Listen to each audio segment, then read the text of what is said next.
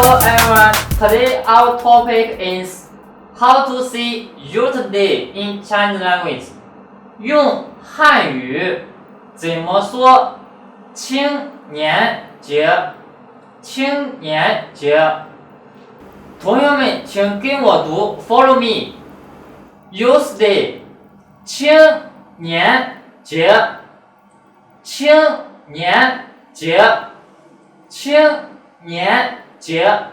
Happy Youth Day，Happy Youth Day， 青年节快乐，青年节快乐。Thank you.